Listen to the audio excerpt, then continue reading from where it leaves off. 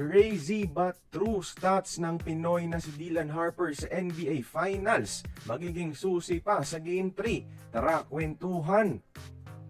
Mahirap ang aakyatin ng Spurs pabalik ng serye dahil down 2-0 sila mga idol sa Knicks at ang Game 3 at 4 pa ay gaganapin sa home court ng New York.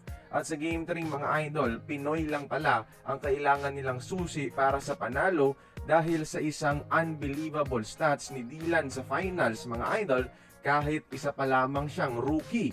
Kapag nasa court kasi si Dylan Harper mga idol kasama si Victor Wembanyama, plus 15.3 points ang Spurs mga idol.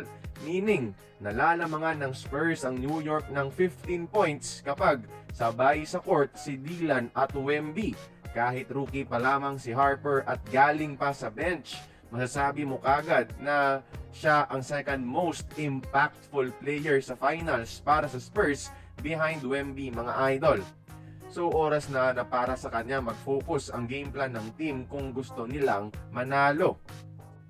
Ibig sabihin, oras nang ilagay sa starting lineup ang Pinoy na si Dylan Harper sa biggest stage ng NBA basketball para sa Game 3 at bigyan ng mas mahabang playing time kasama si Wemby mga idol. Statistics na mismo ang nagsabi na ganoon kataas ang impact ni Dylan mga idol. And besides, si Dylan Harper din pala ang field goals leader ng Spurs sa final. Meaning, siya yung pinaka-efficient na scorer mga idol, leader sa field goal percentage. 15.5 points, 7 rebounds, 2 assists per game yung stats ni Dylan sa first 2 games ng finals. Rookie pa lang siya, ha? Tandaan nyo yan mga idol.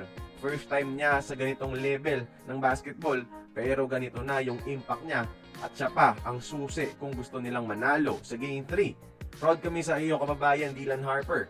Kaya kayong mga idol, tingin nyo ba sino ang mananalo sa Game 3? New York ba o San Antonio? Join the conversation. Magkomento lamang sa ibaba.